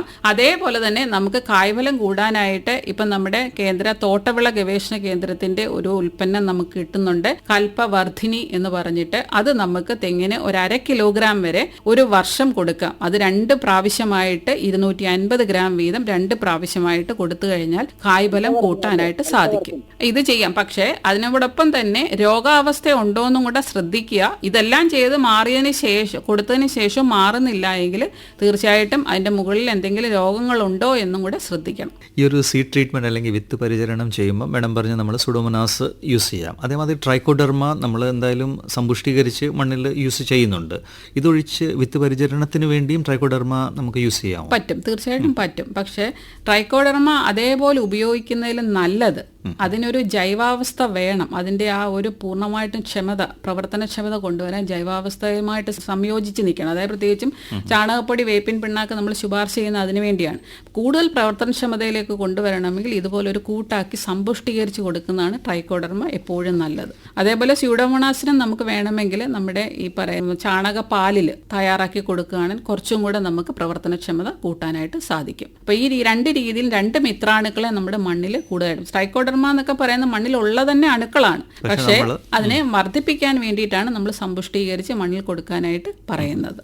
ഇത് ഏറ്റവും അധികം കാണുന്ന ഏത് വർഗ നമ്മുടെ പച്ചക്കറികളിലാണത്? പ്രധാനമായിട്ടും വഴുതനവർഗ വിളകളിൽ, അതായത് തക്കാളി, വഴുതന, കത്തിരി, മുളക്, ഇതിലാണ് സാധാരണഗതിയിൽ കർഷകർ അഭിമുഖീകരിക്കുന്ന ഈ ഒരു പ്രശ്നം. കാരണം നട്ട് കഴിഞ്ഞ് ആ പൂക്കുന്ന സമയമാകുമ്പോഴാണ് ഇത് വാടിപ്പോകുന്ന ഒരവസ്ഥയിലേക്ക് പോകുന്നത്. അതുകൊണ്ട് തുടക്കത്തിൽ തന്നെ കൃത്യമായിട്ടും ഈ പറയുന്ന കുമ്മായ പ്രയോഗം ചെയ്ത് കൃഷി മുൻപോട്ട് പോവുക. ട്രൈക്കോഡെർമ നമ്മൾ മണ്ണിൽ കൊടുത്തു കഴിഞ്ഞാൽ ഒരു പരിധിവരെ അതിനോടൊപ്പം തന്നെ പ്രതിരോധ ശേഷിയുള്ള ഇനങ്ങൾ ഈ വർഗ വിളകൾക്ക് നമുക്ക് ലഭ്യമാകുന്നുണ്ട്. അത് തക്കാളിയിലും മുളകിലും വഴുതനത്തിലും നമുക്ക് ലഭ്യമാകുന്നുണ്ട്. നമുക്ക് തക്കാളിയിലാണെങ്കിൽ നമുക്ക് ലഭ്യമാകുന്ന ഇനങ്ങൾ ഏതാണെന്ന് ചോദിച്ചാൽ വെള്ളായണി വിജയുണ്ട്, അതേപോലെ അനഘയുണ്ട്, മനുപ്രഭയുണ്ട്, മനുലക്ഷ്മിയുണ്ട്. അതിനോടൊപ്പം തന്നെ നമ്മുടെ Indian institute of horticulture research, അതായത് ബാംഗ്ലൂർ ആസ്ഥാനമായിട്ട് പ്രവർത്തിക്കുന്ന IIHRന്റെ അർക്ക രക്ഷക്, ഇത് 2 ഇനങ്ങൾ അവിടെ നിന്ന് നമുക്ക് ലഭ്യമാകുന്നുണ്ട്. വിത്തുകൾ ലഭ്യമാകുന്നതിന് വലിയ ബുദ്ധിമുട്ടൊന്നുമില്ല. കർഷകർക്ക് IIHRന്റെ സൈറ്റിൽ കയറി കഴിഞ്ഞാൽ ഫാമേഴ്സ് പോർട്ടലുണ്ട്, അവിടെ നമുക്ക് രജിസ്റ്റർ ചെയ്ത് കഴിഞ്ഞാൽ നമുക്ക് ഏത് വിത്ത് വേണമെങ്കിലും അവിടെ നിന്ന് ലഭ്യമാക്കുന്നുണ്ട്, ഓൺലൈൻ കിട്ടുന്നുണ്ട്. അപ്പോൾ വളരെ തുച്ഛമായ തോതിൽ 5 ഗ്രാമോ 2 ഗ്രാമിനോ നമ്മൾ ഒരു ഓർഡർ കൊടുത്തു കഴിഞ്ഞാൽ നമ്മുടെ വീട്ടിൽ അത് പോസ്റ്റലായിട്ട് അവർ അയച്ചു തരുന്നുണ്ട്. അപ്പോൾ അങ്ങനെയുള്ള ഇനങ്ങൾ നമുക്ക് ലഭ്യമാകുന്നുണ്ട്. അത് നമുക്ക് സാധാരണ മറ്റു കാര്യങ്ങളെന്ന് പറഞ്ഞാൽ ഇതിനെ പ്രതിരോധിക്കാൻ മറ്റൊരു കാര്യം കൂടെ ചെയ്യാം, അതായത് ഗ്രാഫ്റ്റഡ് സീഡ്ലിങ്സ് നമുക്ക് ഇതൊരു പുതിയ സാങ്കേതിക വിദ്യ. ഒരു ശ്രോതാവ് ചേരുന്നുണ്ട്. ഹലോ, ഞാൻ കോട്ടയത്ത് നിന്നാണ് വിളിക്കുന്നത്. പറഞ്ഞോളൂ ഉഷ മേഡം. എനിക്ക് ഒരു വഴുതിനുണ്ട്, തക്കാളി അമ്മയില് 2-3 പൂവൊക്കെ ഉണ്ടായി വന്നേച്ചത് പൂവൊക്കെ ഉണ്ടാകാതെ നല്ല തളർത്തൊക്കെ നിക്കുന്നത്. പക്ഷെങ്കിൽ തക്കാളി എല്ലാം വാടി നിൽക്കുന്നുണ്ട്. പിന്നെ വഴുതനയിലാണേലും പൂവ് പോലെ ഉണ്ടാകുന്നുണ്ട്, അതേലാണെങ്കിൽ പക്ഷെ അധികം ഉണ്ടാകുന്നുമില്ല. വെള്ള ടൈപ്പായിട്ട് കിളിക്കുന്നുമില്ല. അഥവാ കിളിച്ചു വന്നാൽ തന്നെ അതിന്റെ ഇലയെല്ലാം ഇങ്ങനെ പിന്നെ ഒരു വീതി കുറഞ്ഞിട്ട് ഇങ്ങനെ ചുരുണ്ട് പോലെ ഇരിക്കും. പിന്നെ ഈ സൂഡോമോണാക്സ് വാങ്ങിക്കണമെങ്കിൽ ഉണ്ടല്ലോ, അതിന് ഈ 100 ഗ്രാമിനൊക്കെ നമ്മൾ മേടിച്ചാൽ എത്ര സാധനത്തിനൊക്കെ അങ്ങനെ നമ്മൾ എത്ര പാക്കറ്റ് മേടിച്ചാലോ പറ്റുക? അതൊക്കെ ചോദിക്കാൻ വേണ്ടിയാണ് വിളിച്ചത്. അതായത് ആദ്യം പറഞ്ഞത് നമ്മുടെ ഈ പറയുന്ന ചട്ടികൾ, ഗ്രോ ബാഗുകളിലൊക്കെയാണ് പച്ചക്കറി കൃഷി ചെയ്യുന്നതെന്ന് പറഞ്ഞു. അപ്പോൾ ആ പച്ചക്കറി കൃഷി ചെയ്യുന്നതിന് മുമ്പ് ആ ഗ്രോ ബാഗിൽ നിറയ്ക്കാനുള്ള മിശ്രിതം, ആ മണ്ണ് മിശ്രിതം നല്ല മണ്ണ് തന്നെ തിരഞ്ഞെടുക്കുക. അത് പ്രത്യേകിച്ചും നമ്മൾ നല്ല വളക്കൂറുള്ള മണ്ണ് എടുക്കുക. അതിനോടൊപ്പം അത് മണ്ണിനോട് യോജിപ്പിക്കാനായിട്ട് കുമ്മായം കൃത്യമായിട്ട് യോജിപ്പിച്ച് കൊടുക്കുക. അതേപോലെ തന്നെ മണ്ണ് താപീകരണത്തിന് സാധ്യതയുണ്ടെങ്കിൽ, പ്രത്യേകിച്ചും ചെറിയ തോതിൽ ചെയ്യുന്നവർക്ക് വളരെ എളുപ്പമാണ്, നല്ല സൂര്യപ്രകാശമുള്ള സ്ഥലത്ത് ഈ മണ്ണ് ഒന്ന് നിരത്തിയിട്ട് കൊടുത്താൽ ഒരു 2-3 ആഴ്ച നല്ല നിരന്തരമായ ചൂട് തന്നെ കിട്ടണം. അതായത് മഴക്കാലത്തല്ല അത് ചെയ്യേണ്ടത്, വേനൽക്കാലത്ത് ചെയ്ത് ആ മണ്ണ് സൂക്ഷിച്ചു വെക്കാനായിട്ട് സാധിക്കും. അപ്പം അത്തരത്തിലുള്ള മണ്ണ് നമ്മൾ നല്ല സൂര്യപ്രകാശത്തിൽ അതിനകത്ത് കൊടുക്കാവുന്ന ജൈവവളമൊക്കെ കൊടുക്കാം. വേപ്പിൻ പിണ്ണാക്ക് വേണ്ട, മറ്റീ പറയുന്ന ചാണകമോ ജൈവവളം പച്ചിലവളമോ ഒക്കെ കൊടുത്ത് മിക്സ് ചെയ്തതിന് ശേഷം ഒരു നല്ല സൂര്യപ്രകാശത്തിൽ 100-150 ഗേജ് കട്ടിയുള്ള പോളിത്തീൻ ഷീറ്റ് ഉപയോഗിച്ച് മൂടിയിടാം. അപ്പം മൂടിയിടുന്ന സമയത്ത് ചെറിയ തോതിൽ വേണമെങ്കിൽ ഒരു ഈർപ്പം കൂടെ കൊടുത്തേരെ. കാരണം എന്ന് വെച്ചാൽ ഏതെങ്കിലും തരത്തിലുള്ള അണുക്കളെ പൂപ്പലൊക്കെ ഉണ്ടെങ്കിൽ അതിൻ്റെ പൂർണ്ണാവസ്ഥയിലെത്തിയത് നശിക്കാനുള്ള സാധ്യതയുണ്ട്. അതിനോടൊപ്പം തന്നെ ഒട്ടും തന്നെ അതിനകത്ത് കാറ്റ് പുറത്തു നിന്നുള്ള അന്തരീക്ഷത്തിൻ്റെ ഒരു രീതിയിലും പുറത്തുമായിട്ട് യാതൊരു അറ്റാച്ച്മെൻറ്റ് വരും. 4 വശവും നല്ല രീതിയിൽ ടക്ക് ചെയ്ത് മൂടി ഈ മണ്ണ് ഒരു 3 ആഴ്ച ഇട്ടതിന് ശേഷം ഈ മണ്ണ് ചാക്കിന് കെട്ടി സൂക്ഷിക്കുക. അപ്പം നമുക്ക് ആവശ്യാനുസരണം ഗ്രോ ബാഗിൽ നിറച്ച് കൃഷി ചെയ്യാവുന്നതാണ്. അപ്പോൾ ഒരു പരിധിവരെ രോഗത്തിനെ തടഞ്ഞു നിർത്താം. ഫലഭൂയിഷ്ടമായ മണ്ണ് നമുക്ക് വീട്ടിൽ തന്നെ ഉണ്ടാക്കാനായിട്ട് സാധിക്കും. പിന്നെ തുടർന്ന് അങ്ങോട്ട് ഈ കൃഷി ചെയ്യുമ്പോൾ ഒരു സ്പൂണെങ്കിലും വീതം ഈ ഡോളമൈറ്റോ അല്ലെങ്കിൽ കുമ്മായമോ നമ്മൾ ഒരാഴ്ച അല്ലെ 2 ആഴ്ച കൂടുമ്പോഴെങ്കിലും ഇട്ട് കൊടുക്കാനായിട്ട്, പ്രത്യേകിച്ചും വഴുതന വർഗ്ഗ വിളകൾ ഇതിലൊക്കെ തന്നെ നമ്മൾ ഇട്ട് കൊടുക്കാനും പ്രത്യേകം ശ്രദ്ധിക്കുക. കാരണം വളരെ വലിയ തോതിൽ ബാക്ടീരിയൽ വാട്ടം അനുഭവിക്കുന്ന രോഗാവസ്ഥ വരുന്ന ചെടികളാണത്. അപ്പോൾ അതിന് തീർച്ചയായിട്ടും അത് കൊടുത്ത് തന്നെ കൃഷി ചെയ്യുക. പിന്നെ സ്യൂഡോമോണാസ് നമുക്ക് അതിൻ്റെ ഒരു സൂക്ഷിപ്പ് കാലാവധി നമുക്കൊരു വാങ്ങിച്ചു കഴിഞ്ഞാൽ 1 കിലോ വാങ്ങിച്ചു കഴിഞ്ഞാൽ അതിൻ്റെ ആ ഉൽപ്പാദന തീയതി ആ കവറിലൊന്ന് നോക്കിയാലായിട്ട് കാണാനായിട്ട് സാധിക്കും. എവിടെയാണോ അത് ഉൽപ്പാദിപ്പിച്ചത് അതിൻ്റെ തീയതി അതിനകത്ത് കാണാനായിട്ട് സാധിക്കും. അത് ഏകദേശം ഒരു 3 മുതൽ 6 മാസം വരെ നമുക്ക് സൂക്ഷിപ്പ് കാലാവധി ഉണ്ട്. അപ്പം അത്തരത്തിൽ നമുക്ക് 1 കിലോ വാങ്ങിച്ചാൽ സൂക്ഷിച്ചു കഴിഞ്ഞാൽ ഏത് ചെടികൾക്കും അത് ഉപയോഗിക്കാം. വെച്ചിരിക്കേണ്ട, അത് ഏകദേശം ഒരു 15-20 ദിവസം ഇടവേളകളിൽ 20 ഗ്രാം സ്യൂഡോമോണാസ് 1 ലിറ്റർ വെള്ളത്തിൽ കലക്കി ഏത് ചെടികൾക്കും നമുക്ക് ഒഴിച്ചു കൊടുത്തു കഴിഞ്ഞാൽ രോഗപ്രതിരോധ ശേഷി കിട്ടുകയും ചെയ്യും. അത് സ്പ്രേ ചെയ്യാനും സാധിക്കും. അതെ, ഇലകളിൽ തളിച്ചു കൊടുക്കാം, ചുവട്ടിൽ ഒഴിച്ചു കൊടുക്കാം. ഒഴിച്ചു കൊടുക്കും പ്രത്യേകം ശ്രദ്ധിക്കേണ്ടത് വേര് പടലത്തിൽ വേണം നമ്മൾ ചെല്ലത്തക്ക രീതിയിൽ തണ്ടിനോട് ചേർന്നുള്ള ഭാഗത്ത് വേണം ഇത് ഒഴിച്ചു കൊടുക്കാൻ. അത്തരത്തിലൊന്ന് ശ്രദ്ധിച്ചാൽ മതി. മേഡം സൂചിപ്പിച്ച ഈ ഗ്രാഫ്റ്റഡ് സീഡ്ലിംഗ് ഇപ്പോഴത്തെ ഒരു പുതിയ സാങ്കേതിക വിദ്യയാണ്. അപ്പോൾ ഇത് ഈ വാട്ടരോഗങ്ങളെയൊക്കെ മാറ്റി നിർത്താൻ വേണ്ടി എങ്ങനെയാണ് ഉപകരിക്കുന്നത്? അതിപ്പോൾ നമുക്ക് പല വർഗ്ഗങ്ങൾ, അതായത് വഴുതന വർഗ്ഗം വിളകൾക്ക് ഗ്രാഫ്റ്റഡ് സീഡ്ലിംഗ് ലഭ്യമാകുന്നുണ്ട്, മുളകിന് ലഭ്യമാകുന്നുണ്ട്. പക്ഷേ തക്കാളിയിലും ഉണ്ട്. അതപ്പം പക്ഷെ നമ്മുടെ ഏറ്റവും വലിയൊരു പ്രശ്നം എന്താണെന്ന് ചോദിച്ചാൽ ഇത് ലഭ്യമാകുന്ന സ്ഥലങ്ങളല്ലേ, ഇത് നമുക്ക് 1% പോലും നമ്മുടെ കൃഷിക്കാർക്ക് ഇത് ലഭ്യമാകുന്നില്ല. അത്ര കണ്ട് നമ്മൾ വിപണിയിൽ എത്തിയിട്ടില്ല. മറ്റ് സംസ്ഥാനങ്ങളിലൊക്കെ എത്തിയിട്ടുണ്ടെങ്കിൽ പോലും നമുക്ക് കേരളത്തിൽ അത് വളരെ വിപണിയിൽ എത്തിയിട്ടില്ല. അപ്പോൾ കർഷകർക്ക് തന്നെ ഇതിൻ്റെ ഒരു പരിശീലനം ലഭ്യമായി കഴിഞ്ഞാൽ തീർച്ചയായിട്ടും അവർക്ക് തന്നെ ഉൽപ്പാദിപ്പിക്കാവുന്നതേ ഉള്ളൂ. അല്ല ഇത് കൂടുതൽ പ്രശ്നങ്ങളുള്ള സ്ഥലങ്ങളാണെങ്കിൽ അത് നമുക്ക് കാർഷിക സർവകലാശാലയുടെ പല വിപണന കേന്ദ്രങ്ങളിലും ഇത് കൊടുക്കുന്നുണ്ട്. അപ്പൊ അത് നേരത്തെ ഓർഡർ ഇതിന്റെ ഒരു എങ്ങനെ അതിന്റെ ഒരു രീതി, ഒരു പ്രതിരോധക്ഷമത എങ്ങനെ വരുന്നത് ഇതിൽ? അത് നമ്മൾ അതിന്റെ റൂട്ട് സ്റ്റോക്ക് എടുത്തതിന് ശേഷം ആ പ്രതിരോധ ശേഷിയുള്ള ഇനങ്ങൾ, നമ്മളിപ്പോൾ ഉദാഹരണത്തിന് അർക്ക രക്ഷക് എന്നുള്ള തക്കാളി നമുക്ക് കിട്ടുമ്പോൾ ആ ഇനത്തിന്റെ തൈകൾ നമ്മൾ പ്രത്യേകിച്ച് ഈ പറയുന്ന ചുണ്ടയ്ക്ക പോലുള്ള ഇനങ്ങളിലേക്ക് ഗ്രാഫ്റ്റ് ചെയ്ത് കൊടുക്കുകയാണ്. അപ്പോൾ കൊടുത്തു കഴിയുമ്പോഴത്തേനും ഈ പ്രതിരോധ ശേഷിയുള്ള ഇനങ്ങളായിട്ട് ഇത് മാറുന്നു. നമുക്ക് കൃഷിസ്ഥലങ്ങൾ വേരുഭാഗത്തിന് പ്രതിരോധം കൊടുക്കുന്നുണ്ട്. അപ്പം നമ്മൾ കൃഷിസ്ഥലത്ത് നട്ട് കഴിയുമ്പോൾ ഈ പറയുന്ന വാട്ടരോഗത്തിനെ പ്രതിരോധിച്ച് തന്നെ നിർത്തുന്നുണ്ട്. അപ്പോൾ അത്തരത്തിൽ ചെടികൾ ലഭ്യമാണ്. ഈ ഗ്രാഫ്റ്റിംഗ് നമ്മുടെ ഫലവർഗ വൃക്ഷങ്ങളിലൊക്കെ ആൾക്കാർ ചെയ്യുന്നുണ്ട്, കർഷകർ സ്വന്തവും ചെയ്യുന്നുണ്ട്. അപ്പോൾ ഈ വെജിറ്റബിൾ അല്ലെങ്കിൽ പച്ചക്കറികളിൽ ഈ ഗ്രാഫ്റ്റിംഗ് ഇച്ചിരി കൂടെ ബുദ്ധിമുട്ടുള്ളതാണോ? ഇല്ല, അതിനൊരു നല്ലൊരു സ്കില്ല് മാത്രം മതിയാവും, വലിയ ബുദ്ധിമുട്ടില്ല. ഗ്രാഫ്റ്റിംഗ് ചെയ്യാനുള്ള ചെറിയ ക്ലിപ്പുകൾ ഇപ്പം വിപണിയിൽ ലഭ്യമാണ്. ഈ ക്ലിപ്പുകൾ നമുക്ക് വാങ്ങിച്ചാൽ വീട്ടിൽ തന്നെ നമുക്ക് കർഷകർക്ക് ചെയ്യാവുന്ന ഒന്ന് തന്നെയാണ്. അപ്പോൾ ഇതൊരു ചെറിയ പരിശീലനത്തിന്റെ ആവശ്യം ഇതിന് ഉണ്ട്. ആവശ്യാനുസരണം പരിശീലനം വേണ്ടുന്നവർക്ക് കാർഷിക സർവകലാശാലയോ കൃഷി വിജ്ഞാന കേന്ദ്രങ്ങളുമായിട്ടോ ബന്ധപ്പെട്ട് കഴിഞ്ഞാൽ പരിശീലനങ്ങൾ ലഭ്യമാണ്. നിങ്ങളിവിടെ മിത്രനികേതൻ KVK-ലൊക്കെ ഇത് ചെയ്യുന്നുണ്ട്, ഗ്രാഫ്റ്റിംഗ് പറഞ്ഞു കൊടുക്കുന്നുണ്ട്. ഒരു ശ്രോതാവും കൂടെ നമ്മോടൊപ്പം ചേരുന്നുണ്ട്. ഹലോ. ഹലോ സാറേ, ഒരു സംശയം ചോദിക്കാനാണ് വിളിക്കുന്നത്. പറഞ്ഞോളൂ, ആരാണ് സംസാരിക്കുന്നത്? വർക്കലയെന്ന് ബേബിനാഥ്. ചോദിച്ചോളൂ മാഡം. സാറേ, എന്റെ വീട്ടില് റോസാ ചെടികളുണ്ട്, അതിൽ ന്യൂഡോമോണസ് കലക്കി ഒഴിക്കാമോ? ഒഴിക്കാം, തീർച്ചയായിട്ടും ഒഴിക്കാം. എല്ലാത്തിനും ഒഴിക്കാമോ, ഇലയിൽ ഒഴിക്കാം? രണ്ടിലും ചെയ്യാം, തീർച്ചയായിട്ടും ഒഴിക്കാം. ഈ സുഡോമോനാസ് എന്ന് പറയുന്ന നിരവധി രോഗങ്ങൾ പ്രതിരോധിക്കാൻ സാധിക്കും അല്ലേ? ഒരു ബൂസ്റ്റിങ്ങും കിട്ടും, നമ്മുടെ വളർച്ചയ്ക്ക് ഒരു ലാഭം കിട്ടും ഇതിലല്ലേ? നല്ലൊരു വളരാനുള്ള ഒരു സാഹചര്യം ഇത് ഒരുക്കുന്നുണ്ട്. ഇപ്പം മേഡം ഈ പ്രതിരോധ ശേഷിയുള്ള നമ്മുടെ ഇനങ്ങളെ കുറിച്ച് മേഡം പറഞ്ഞായിരുന്നു, ടമാറ്ററിനെ കുറിച്ച് പറഞ്ഞ്. അപ്പം മറ്റ് വെജിറ്റബിൾസിനും ഇത് അവൈലബിൾ അല്ലേ ഇത്? അതെ, മുളകിന്റെ കാര്യത്തിൽ നമ്മൾ എടുത്തു കഴിഞ്ഞാൽ മുളകിലാണെങ്കിൽ ഉജ്വല, അനുഗ്രഹ ഈ രണ്ട് ഇനങ്ങൾ നമ്മുടെ കേരള കാർഷിക സർവകലാശാലയുടെ നമ്മൾ കൊടുക്കുന്നുണ്ട്. ഇപ്പം അടുത്തിടയ്ക്ക് നമ്മുടെ കൃഷി വിജ്ഞാന കേന്ദ്രങ്ങൾ നമ്മൾ അർക്ക ഖ്യാതി എന്ന് പറഞ്ഞൊരു ഇനങ്ങൾ നമ്മൾ ചെയ്യുന്നുണ്ട്. അതായത് പ്രത്യേകിച്ച് നമ്മുടെ ഞാൻ നേരത്തെ പറഞ്ഞ പോലെ IIHR, Indian institute of horticulture റിസർച്ചിന്റെ ഒരു ഇനമായിരുന്നു. നമ്മൾ കൃഷി വിജ്ഞാന കേന്ദ്രങ്ങൾ, ഒട്ടനവധി കൃഷി വിജ്ഞാന കേന്ദ്രങ്ങൾ ഇത് ഡെമോൺസ്ട്രേഷനായിട്ട് കർഷകരിലേക്ക് എത്തിച്ചു. ഒരു 2-3 വർഷമായിട്ട് നമ്മുടെ തിരുവനന്തപുരം കൃഷി വിജ്ഞാന കേന്ദ്രം ഇത് കർഷകരിലേക്ക് എത്തിക്കാനായിട്ട് ശ്രമിച്ചു. വളരെ നല്ലൊരു റെസ്പോൺസാണ് കർഷകരിൽ നിന്ന് കിട്ടിയത്. കാരണം എന്ന് വെച്ചാൽ വാട്ടരോഗത്തിന് ഒരു പരിധിവരെ നിയന്ത്രണം കൊടുക്കുന്നുണ്ട്. ബാക്കിയെല്ലാം നമ്മൾ സയന്റിഫിക് മാനേജ്മെന്റ് പറയുന്നുണ്ട്. എന്നിരുന്നാൽ പോലും ഈ പറയുന്ന കുരുടിപ്പ് രോഗവും വാട്ടരോഗവും ഒരു പരിധിവരെ നിയന്ത്രണം കിട്ടുന്നുണ്ടെന്നാണ് കർഷകരുടെ ഫീഡ്ബാക്ക്. അപ്പൊ അതനുസരിച്ച്, കാരണം ഫീഡ്ബാക്കിനോടൊപ്പം തന്നെ ഇത് ആവശ്യക്കാര് ഇപ്പം നമ്മുടെ കൃഷി വിജ്ഞാന കേന്ദ്രത്തിൽ എത്തുന്നത് വളരെ കൂടുതലാണ്. ഈ തൈകൾ ലഭ്യമാക്കി തരണം എന്ന് തന്നെ പറഞ്ഞ് നമ്മളോട് എത്തുന്നുണ്ട്. അർക്ക ഖ്യാതി എന്ന് പറഞ്ഞ ഒരു ഇനം. അപ്പൊ ഈ രീതിയിൽ നമുക്ക്, അതുകൊണ്ടാണ് ഞാൻ പറഞ്ഞത്, നമുക്ക് ചിലപ്പോൾ നമ്മുടെ കേരളത്തിന് അനുയോജ്യമായ മണ്ണിന് പറ്റുന്ന ഇനങ്ങൾ മറ്റ് സംസ്ഥാനങ്ങളില്ല എങ്കിൽ പോലും നമ്മൾ പരീക്ഷണാടിസ്ഥാനം ചെയ്ത് ചില ഇനങ്ങൾ നമ്മൾ ലഭ്യമാക്കുന്നുണ്ട്. അത് ഉപയോഗിക്കാനായിട്ട് സാധിക്കും. അതേപോലെ നമുക്ക് മറ്റ് വഴുതനവർഗ വിളകളിലാണെങ്കിൽ പോലും നമുക്ക് സൂര്യ, ശ്വേത, ഹരിത ഈ 3 ഇനങ്ങളും നമുക്ക് ബാക്ടീരിയൽ വാട്ടത്തിനെ പ്രതിരോധിച്ച് നിർത്തുന്നുണ്ട്.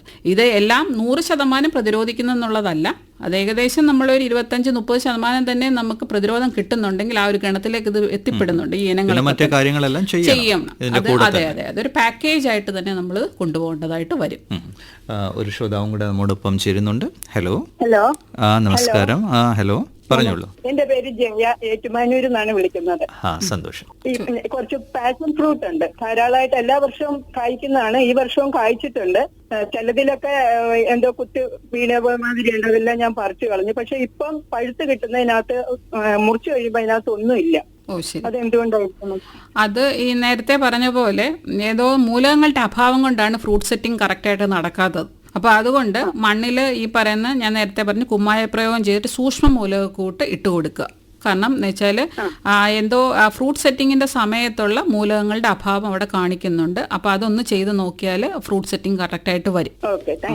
ഈ സൂക്ഷ്മ മൂലകത്തിന് വേണ്ടി നമ്മൾ ഈ സമ്പൂർണ്ണയൊക്കെ കൊടുക്കുമ്പോൾ ഇത് നമുക്ക് സ്പ്രേ ആയിട്ടും ചെയ്യാൻ സാധിക്കും. അതെ, ഇലകളിൽ തളിച്ചു കൊടുക്കാം. സമ്പൂർണ്ണ പച്ചക്കറികൾ പ്രത്യേകിച്ചും ഇലകളിൽ തളിച്ചു കൊടുക്കാം.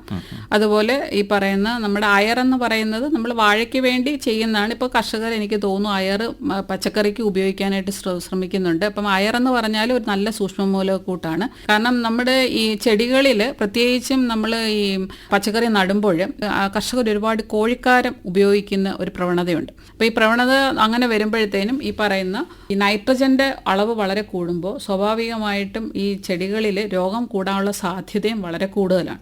അപ്പോൾ നമ്മൾ ചെയ്യേണ്ടതെന്ന് പറഞ്ഞാൽ നൈട്രജന്റെ അളവ് ഒന്ന് ക്രമീകരിച്ച് നമ്മൾ പൊട്ടാഷിന്റെ അളവ് കൂടുതലായിട്ട് കൊടുത്ത് വേണം നമ്മൾ കൃഷി ചെയ്യാനായിട്ട്. അതിനോടൊപ്പം തന്നെ സൂക്ഷ്മമൂലകം കൂടെ കൂട്ട് കൊടുത്തു കഴിഞ്ഞാൽ ഈ പ്രത്യേകിച്ചും വൈറസ് രോഗങ്ങളെ നമുക്ക് ഒരു പരിധിവരെ ചെടിക്ക് നല്ലൊരു ആരോഗ്യത്തോടെ നിയന്ത്രിച്ച് നിർത്താനായിട്ട് സാധിക്കും. വൈറസ് രോഗം അങ്ങനെ വന്നാൽ പിന്നെ അതിനൊരു പ്രതിവിധിയില്ല. അപ്പം അത് ചിലപ്പോൾ ഒരു പരിധിവരെ ഈ പറയുന്ന സൂക്ഷ്മമൂലകൂട്ട് കൊടുക്കുമ്പോൾ ഈ വൈറസ് രോഗങ്ങളെ ഒന്ന് മാസ്ക് ചെയ്യും. അതായത് ആ വരുന്ന നമ്മൾ സാധാരണ കാണുന്ന ഒന്നുകിൽ മഞ്ഞളിപ്പാകാം, മുരടിപ്പാകാം, അല്ലെങ്കിൽ ഇല ചുരുണ്ട് നിൽക്കുന്ന ഒരു അവസ്ഥയാകാം. ഇതൊക്കെ തന്നെ അതിനെ ഒന്ന് തടഞ്ഞു നിർത്തി അല്ലെങ്കിൽ ഒന്ന് മറച്ചു വെച്ചുകൊണ്ട് ബാക്കിയുള്ള വിളവ് കിട്ടാനെങ്കിലും നമുക്കൊരു സഹായകരമാണ് സൂക്ഷ്മമൂലകൂട്ട്. അപ്പം നമ്മുടെ മണ്ണ് പിന്നെ പരിശോധന അടിസ്ഥാനത്തിൽ കൃഷി ചെയ്യണം എന്ന് തന്നെയാണ് ഏറ്റവും നല്ല കാര്യം.